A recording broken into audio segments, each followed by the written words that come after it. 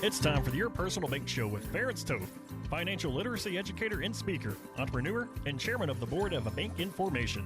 Take charge of your financial future with your personal bank. Now here's Ference Toth. Welcome to the Your Personal Bank Show. Well, recently, Biden shared his State of the Union address, and there was a whole lot of stuff in there that I feel like we need to unpack. Many of you, I don't know how many of you actually listened to it. I'm going to tell you straight up, you didn't miss anything or anything out of that was unexpected. How's that? I almost didn't watch it myself because I didn't really expect anything new, and in that respect, I was correct. But there's a lot of things that were in there that I think need to be addressed, that are important, particularly economically, for Americans, and looking at the economy and how things are going forward. And I think it's very important to focus on those things. So I'm going to try to do that. And like I said, as I always do, try to cut through the noise and really talk to you and discuss with you, what is really going on, or what can we really expect. So here we go. So first thing I need to address, though, is it's one of these claims that that and this is going to lead into the State of the Union address. But this whole claim about Social Security has nothing to do with the deficit and national debt.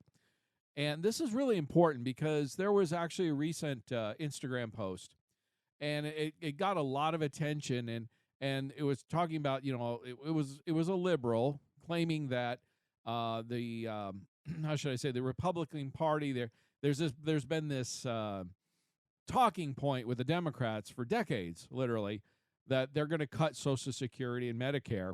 And even in the State of the Union address, if you did hear anything about it, you probably did hear that portion. That was probably the most interesting portion of the whole speech, is when Biden started talking about how some Republicans wanted to cut Social Security and Medicare, and he got roundly booed. I mean, it was loud. I mean, Marjorie Taylor Greene famously yelled out "liar," because the Republican Party has come out and stated they're not going to touch Social Security and Medicare in this whole debt ceiling negotiations. They've already come out publicly and stated that. Now, that's not a position I agree with, but they have stated that, and Biden trotted this out, and in real time you saw the pushback, and that was actually interesting because, most State of the Union addresses are usually pretty boring affairs. It's a speech. Everybody politely claps or cheers or stands or sits, depending on their position. But this was actually real feedback in real time. So that part was interesting to watch. And even Biden, walked it back in real time and saying, well, I guess we're all in agreement that we're not going to touch Social Security, Medicare. And pretty much that was the agreement in the room. But that whole idea still permeates. And so this comment on, I think it was on Instagram or whatever, it said, "Dear Republican Party, if you take or cut our Social Security, I'll bring a lawsuit against you for all the money taken from my paychecks." That's what the post stated. "Social Security has nothing to do with the deficit or the national debt. You created that fiction, and I'm not falling for it." And like I said, it got a ton of attention. The problem is this is a lack of fiscal education, or fiscal, and I run fiscal financial literacy, and sadly it's very, very common. See, the reality is, yes, Social Security is funded primarily from funds that are taken from people's paychecks. Okay, that's your FICA and FUTA and all that stuff, right? And it's also matched. Many employees don't realize this, but it's matched by the employer. So anyone who's an employer understands this. So the money is coming from the employee and the employer. In fact, this whole comment section doesn't talk about anything about the employer contributions at all to the system, to Social Security and all that. Well, anyway, like I said, Social Security has actually run an annual deficit since 2010, because, see, what happens is it's far more intertwined than most people realize. In other words, from 1984 to 2009, this is important to understand, important to know, Social Security ran a surplus, meaning it actually collected more in annual revenues from the employers and the employees than each year than it paid out in benefits. So in other words, more money was coming into the system than they were actually paying out, which was smart because Social Security trustees understood that there was a large baby boomer population that was going to, once they got older and got to retirement years, which were there, they were going to have to, cover those benefits, right? The problem is the surplus that was supposed to be held in reserve for that with Social Security was actually borrowed by the federal government, by the rest of the government. In exchange, what happened is they gave Social Security special treasury bonds, okay, to redeem in the future. Okay, so understand this. Through 1984 to 2009, Social Security was bringing in more than it was putting out. And then the government, instead of keeping that excess, that surplus for future payments that they knew were coming due just because of demographics, instead the federal government, they couldn't resist an opportunity to spend money, right? They took that money, they took that surplus, and gave them bonds, treasury bonds, special bonds to keep in reserve and redeem. So again, I'm trying to cut through the noise here, forget the politics. These are the facts. These are the numbers. But here's the problem. Since 2010, Social Security's actually been running a deficit each year, which means, again, it's collecting less in revenues than it's paying out. So each year it's been redeeming a portion of those bonds that the government gave it to pay the benefits. Well, the problem is this, and I share this constantly on this show, is the federal government has no money. None. The money they receive is from taxpayers, okay, what taxpayers pay into the system, and money they print, all right? And because they spent the excess Social Security funds that were collected through 1984 through 2009, the surplus, the federal government has to pay for that. So, and they already spend more than they take in each year because our federal government has a spending problem. That's the bottom line. Where do they get the money to pay out the benefits since 2010? Well, it's printed. It's borrowed, which means that contributes to inflation, which, of course, we've all been dealing with in a significant way over the past year and a half. So the reality is this, first of all, this person who said, hey, I'll sue you if you cut my Social Security benefits because I put the money in the system. Well, first of all, you only put half the money in the system. Your employer put in the other half. Okay? That's the first thing to understand. Secondly, yes, the system was putting more in, was collecting more than it was receiving from 1984 through 2009. But since 2010, it's been running a deficit. And by the way, that surplus, instead of wisely putting it away, most people, financial responsible folks, when you have an excess, you have a surplus, and you're going to have a rainy day in the future, or you're going to have more expenses down the road in the future, like, let's say, retirement, you put some extra money away. That's what investing is all about, right? So that you have money in the future to put away and spend. Well, our government can't manage to be that financially responsible. They got to spend it. So they did. They borrowed it from the excess funds from Social Security, spent those, gave them bonds, and now they're redeeming those bonds each year to make up the difference to pay it. Okay? So the reality is, this person, if they sue, they're going to lose because, again, they only contributed half, and then the rest, the other half was contributed by the employers that they worked for, and the government. The extra money's been spent. It's gone. Okay. And now it's on borrowed dollars, so it's exacerbating the whole inflation problem. Folks, that's why this whole situation needs to be addressed and it's going to have to be fixed, okay? There are no two ways about it. It's just plain and simple. The Social Security, I'm not trying to say this to scare anyone, but this is from the Social Security trustees themselves. They're stating the way things are going without significant changes to the system, that they are going to be at a deficit, or they're going to run out of extra monies, these extra bonds that I was talking about earlier that the government gave them, in 2035. Folks, that's not that far away, okay? So my point is, they've got a dozen years or so to fix this problem, or Social Security will not have the money to pay out full benefits. Most estimates are at that point, if they don't do something to fix it, the benefits will be somewhere around 75% of what they're currently paying, or significant increases of taxes will have to come into play, and or reduction in benefits. And if I was a betting person, I would probably guess it's going to be a combination of both to fix the problem. And the real problem is, the longer this can gets kicked down the road, so to speak, the longer we wait to address the problem, the more radical the solutions are going to have to be. And and that's why I was so disappointed in the State of the Union address that, first of all, the Republicans already publicly stated they were not going to deal with it. And then in the State of the Union address, it brought it to the forefront even further. In other words, you're just kicking the can down the road, which means it's going to cause a bigger problem down the road in about a decade or so. So those are the facts. That's what's actually, those are the numbers. That's no politics, no BS. That's what's going on. That's the math of Social Security. So what's the solution? Folks, the best thing you can do is plan for the worst and hope for the best, right? That's all we say. Hope for the best, plan for the worst.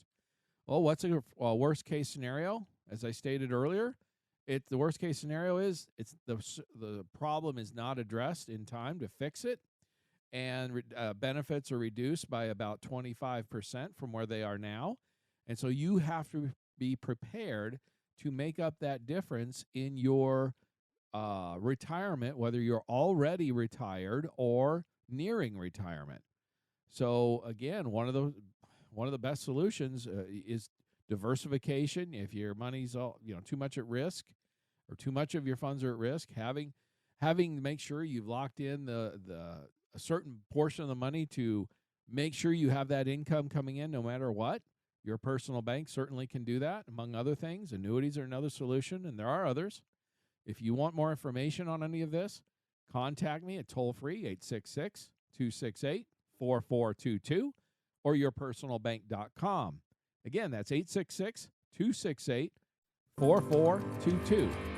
Stay tuned in the next segment. I got a lot more stuff to cover, and I think you're going to find it very interesting, so don't miss it. For more information on Your Personal Bank, feel free to contact Ference at yourpersonalbank.com.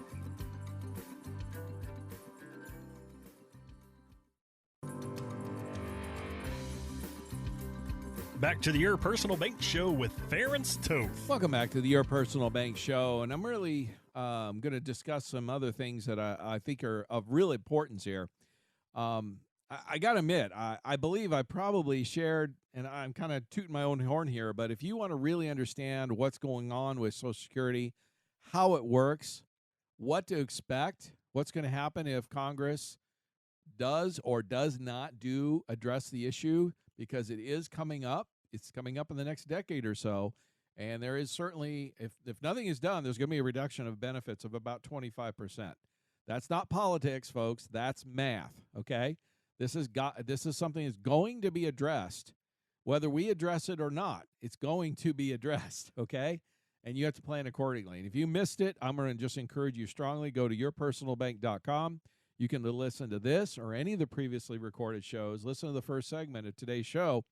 And it's one of the best explanations to help people understand really and truly how Social Security works and what the trustees are saying is where we're at and where we're going and the possibilities of what's going to happen. And so you can plan accordingly. It's one of those things. I'm not saying this or doing this to scare people or anything like that. My attitude is we're big boys and girls. If you give me the facts, I can deal with it. I can address it and address it accordingly. And it's like, do you want me to tell you what you want to hear or what you need to hear? I mean, you got to have the facts to make good decisions, and that's that simple. The thing that bothered me the most about the State of the Union address is to be fair, straight up, it's probably the best speech that I've heard Biden give.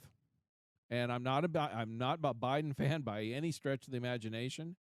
In fact, I'm against just about everything he does, every one of his policies he's ever incorporated.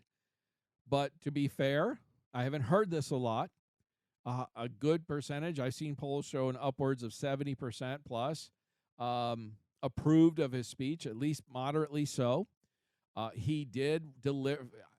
Do not agree with what he said by any stretch of the imagination. Please understand.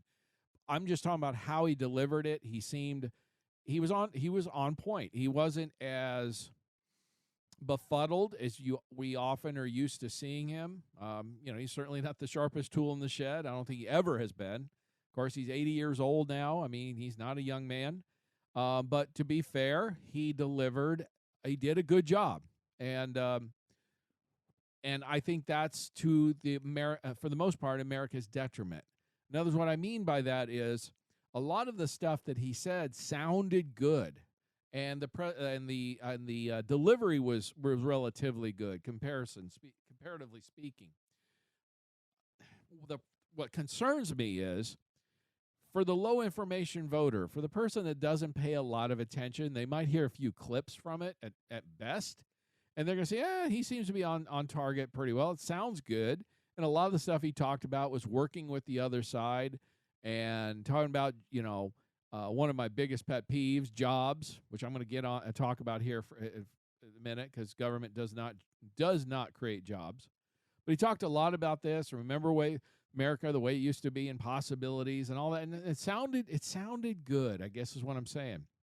And for somebody that understands, pays attention to what's going on, thinks a little bit, and looks behind below the surface, if you will, just a little bit, and gets into the facts, you recognize flat out that nothing he said was accurate by any stretch of the imagination. Yet, it sounds good on the surface, and if you don't pay that much attention, you're probably going to think, okay, things are pretty positive or whatever, and that's bad, because it's lack of education, it's lack of attention that's causing many of the problems that we're having and why people vote the way they do, and as I state all the time, to their own personal detriment, in my opinion. So, that's my general initial reaction about the speech in general. Now, one of the things in that what he's talking about is jobs. Now, here's the thing.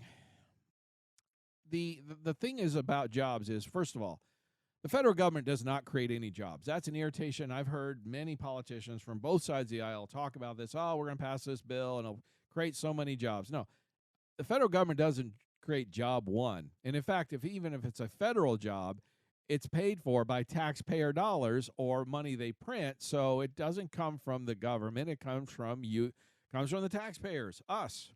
Okay? So they don't create anything. Businesses create jobs. Now, really, all the government can do is get out of the way. It's a matter of how well or poorly does the government get out of the way of business to create jobs in the economy. And there's some strong facts showing that Biden, for example, claimed that he created 12 million jobs. Well, that's not accurate at all. In other words, it's quite simple. If you look at it, prior to the pandemic, we had the jobs were steadily increasing. We had some of the highest increases, all-time records, of course, in terms of jobs and things like that. Then the COVID shutdown. And that's the other my pet peeve. He talked about COVID shut down the economy. COVID did no such thing.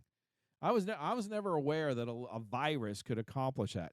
No, our government shut down, and state governments shut down the economy, not COVID. COVID was the excuse, okay? So my point is, what happened was the jobs were kicking along, then the government shut down the economy using COVID as the excuse, which dramatically reduced the number of jobs, obviously, and then they bounced back up, okay? They bounced back up, obviously, as things, the economy and whatnot started getting better, right? But what happened was, then once the Biden, the how should I say, the policies, the Biden administration policies went into effect, they started going up slower. And the reality is they've just recently got back to where they were back in 2020 prior to the COVID shutdowns, okay? So the reality is today we have about 3 million more jobs than we had prior to the shutdowns, okay? And so it isn't 12 million new jobs. There's 3 million additional jobs over the last 24 months. Okay, those are the numbers. Those are the facts, okay? And if you think about it that way, and again, those are the facts. The other 9 million of that 12 million that Biden's trying to claim were just jobs that had been shut down that came back, that returned because of the COVID shutdowns. So the reality is 3 million new jobs have been added to the economy over the last 24 months, and that's a really, really poor record in terms of new job growth. It's very poor. I'm going to talk about some other things. We're running up against a hard break here. I need to share that I think it's going to be super valuable. Again, the state of the economy, okay, and what it's really like. The best way to navigate that, I think we're in for I still believe we're still in for some tough times before it gets better. And I've got some more reasons why. And again, I'm an optimist, so I don't like sharing this kind of stuff. But this is what I can't ignore the facts. If you want to learn how to navigate this and thrive through all this, contact me at toll-free 866-268-4422 or yourpersonalbank.com. Again, 866-268-4422. Like I said, stay tuned to this next segment. You're not going to miss this because I got some information, frankly, eye-opening. For more information on Your Personal Bank, feel free to contact Ference at yourpersonalbank.com.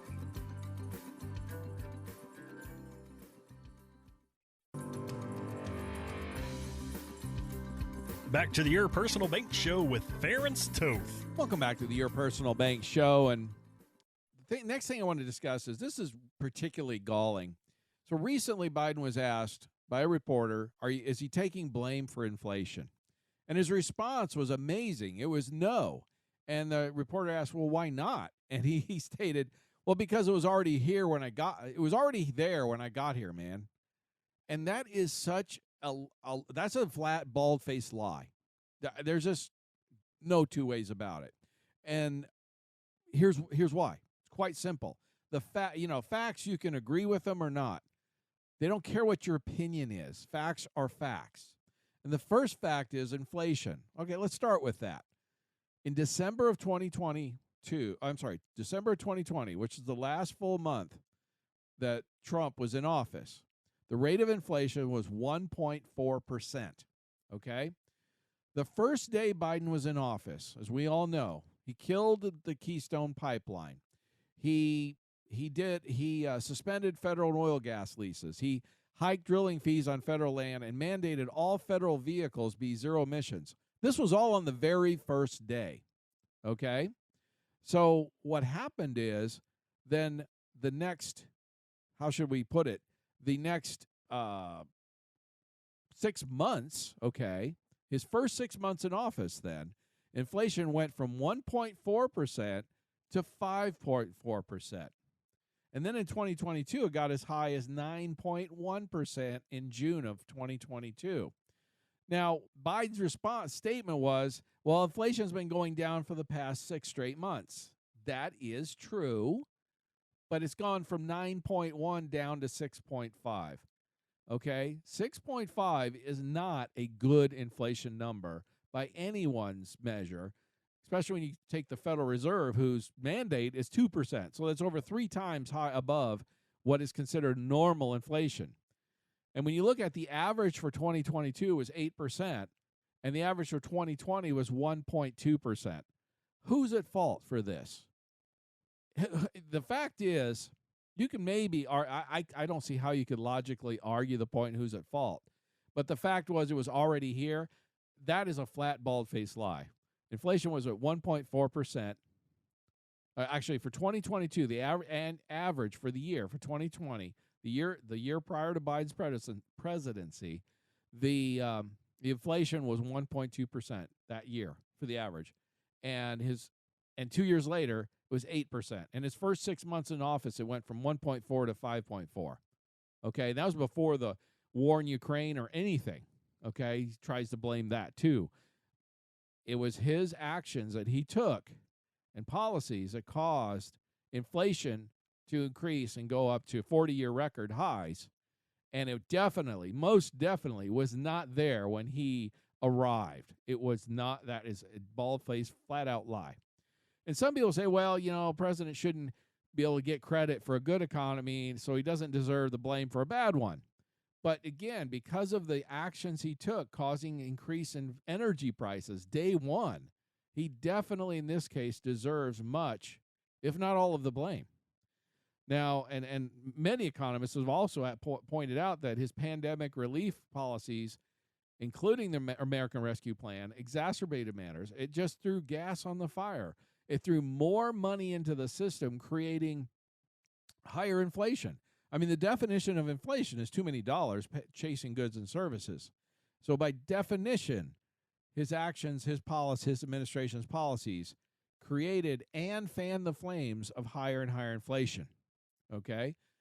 Again, thankfully, the last 6 months, it's been going down each month, but going from 1% to 9% and then back to 6.5%, that is not a good record by any stretch. That no one can look at it that. And then that kind of brings us to the gas prices. He's also discussed this, saying it was high when he got there. The average gallon of gas, according to AAA, when Biden took office, was $2.38 a gallon. And today it's $3.46. Okay? That is a 46% increase from when he took office about 2 years ago. Yes, it was higher. It peaked. It peaked this last summer and has come down since from the peaks of around $5 a gallon. But again, 3.5 is not good. I mean, when you go from little under 2.5 to 5 back to 3.5, that is not good.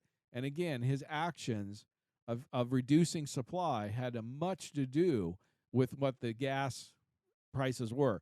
And even in his State of Union address, it was absolutely laughed at when he was talking about oil and gas companies saying what he was telling them they didn't want to drill because they were going to get shut down. He said, "Well, we're going to need we're going to need gas for oil for another 10 years," and he was roundly laughed at. And to give you an idea how out of touch he was like, "Oh, and maybe even longer," and they laughed even further. I've got to come back in the next segment. I've got to finish this thought because it's so powerful. Contact me toll-free 866-268-4422 or your personal bank for more information. Don't miss the last of this thought. I'll see you on the other side. For more information on Your Personal Bank, feel free to contact Ference at yourpersonalbank.com.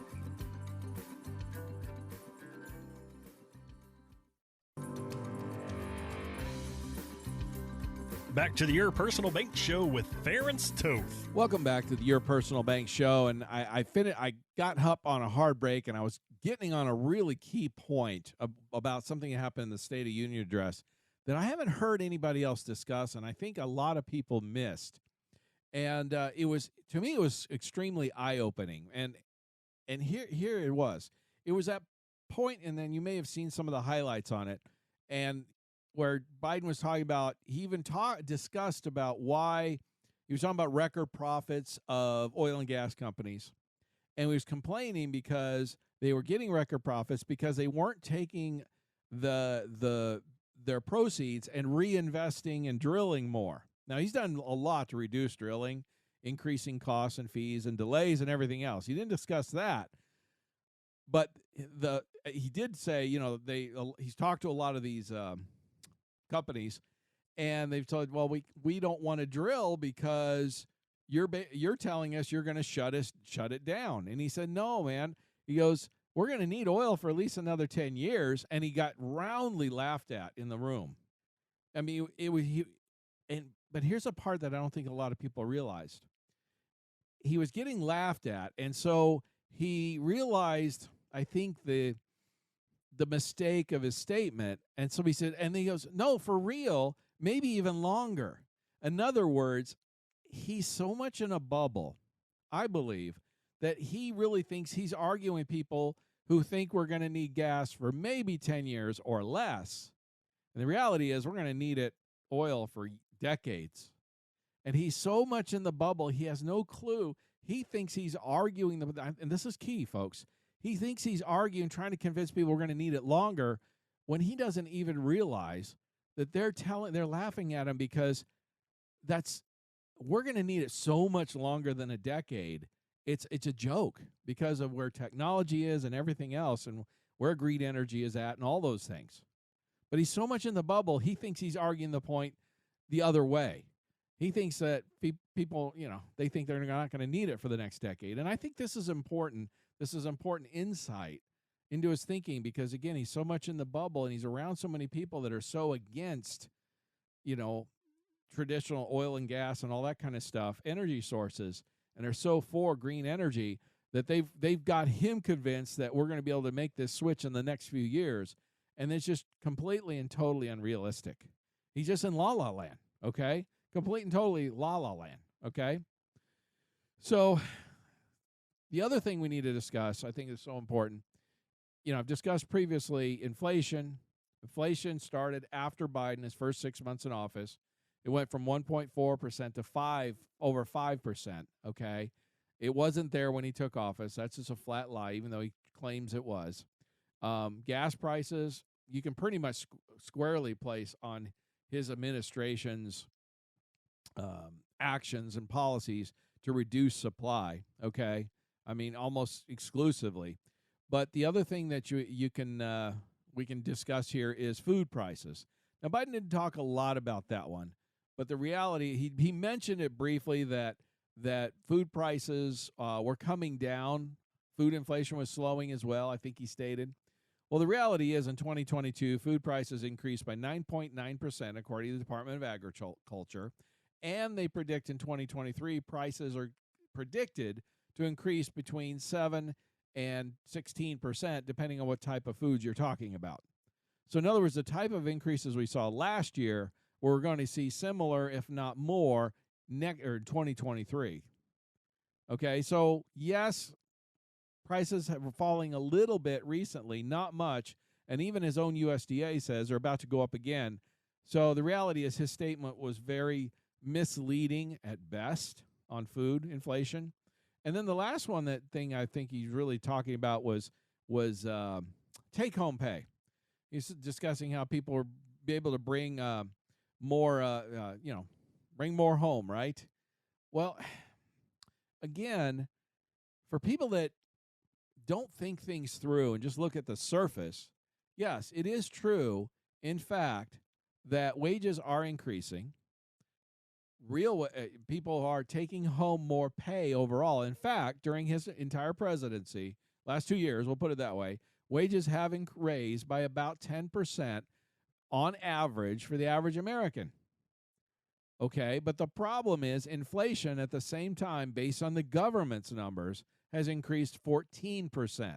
So no matter how you cut it, you're behind 4% over the last 2 years.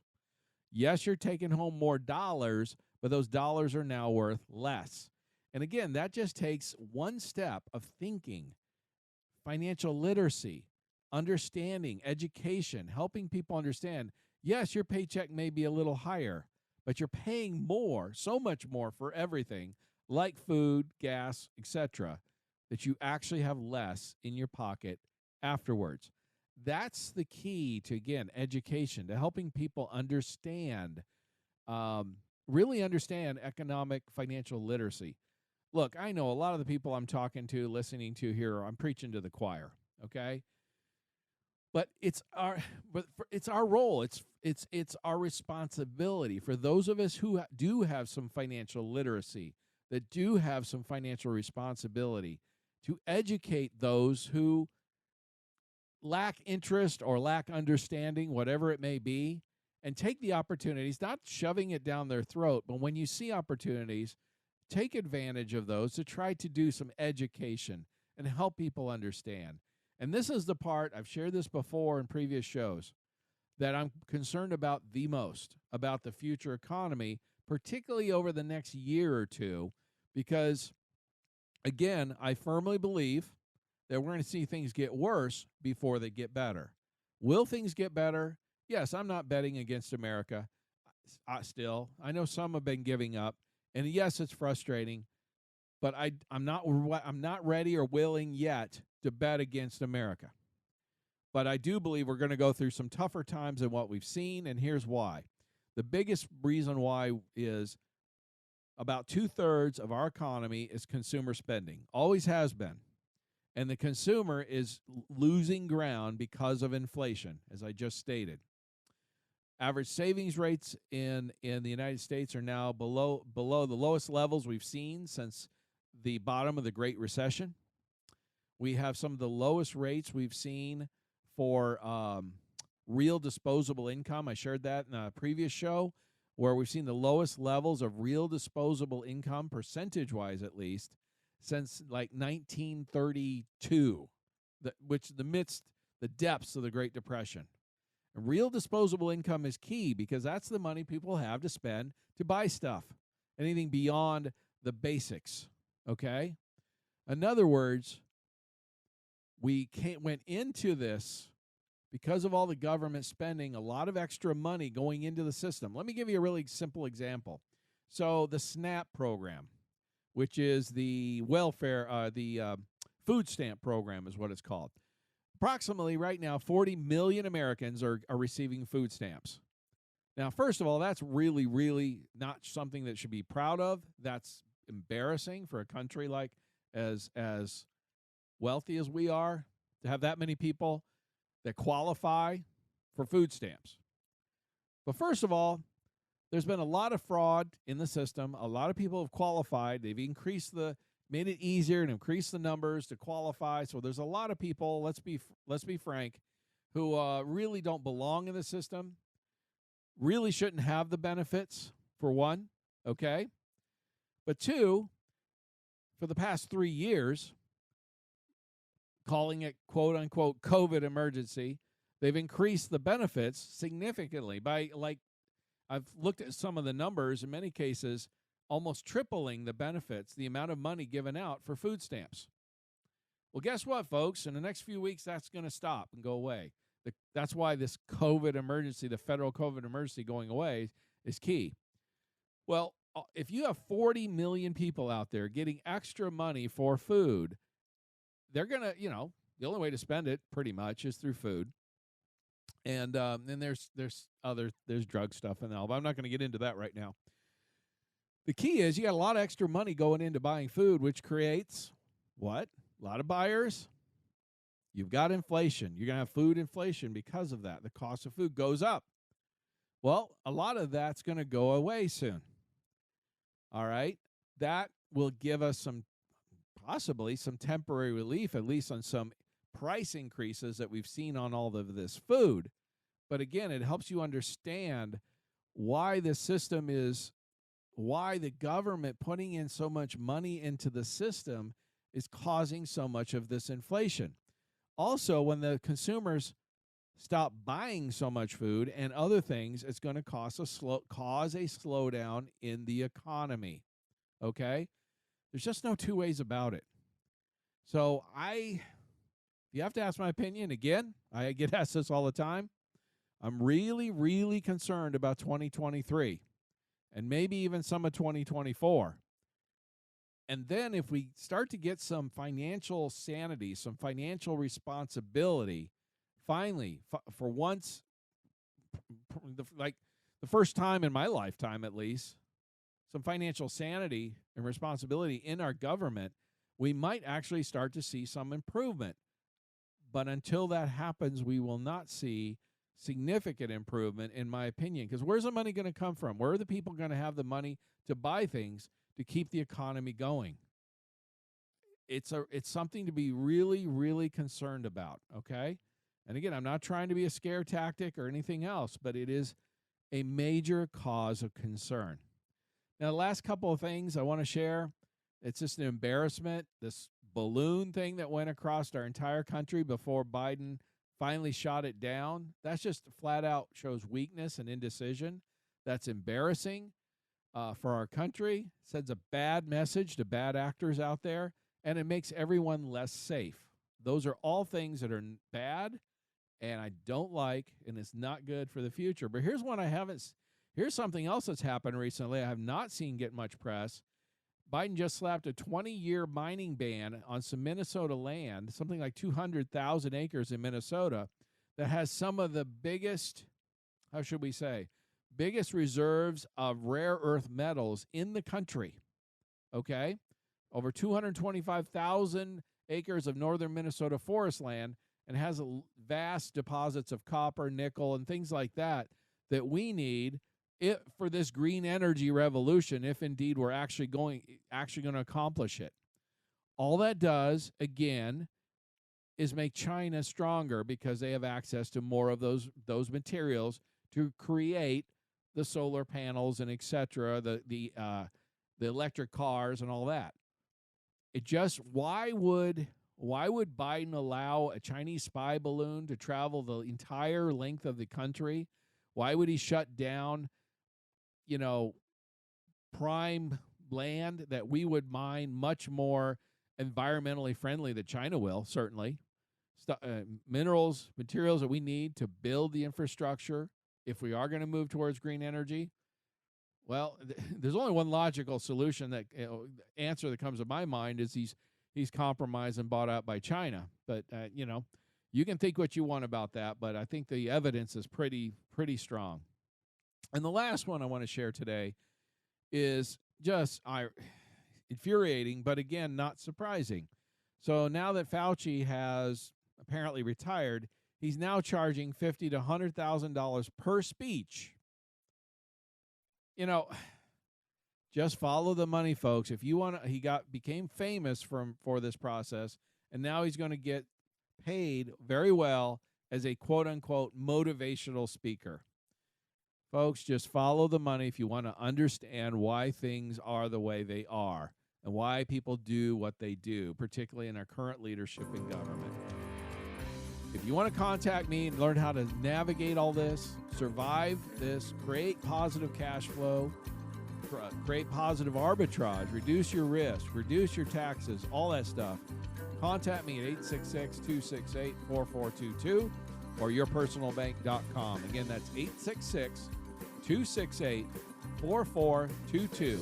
And it's still on our money, so in God we trust. For more information on Your Personal Bank, feel free to contact Ference at yourpersonalbank.com. This show is designed to provide accurate and authoritative information. The presenter and guest on this program do not engage in legal, accounting, or tax advice. Professional advice regarding your situation should be sought if required. Products and riders may have limitations and may not be available in all states. Excessive unpaid loans may affect performance. Distributions may become taxable if not managed properly. Replacements may not be suitable for everyone. There may be charges when replacing coverage. Compare when considering a replacement. Dividend rates and baseline of credit rates may change. Contact yourpersonalbank.com for current rates.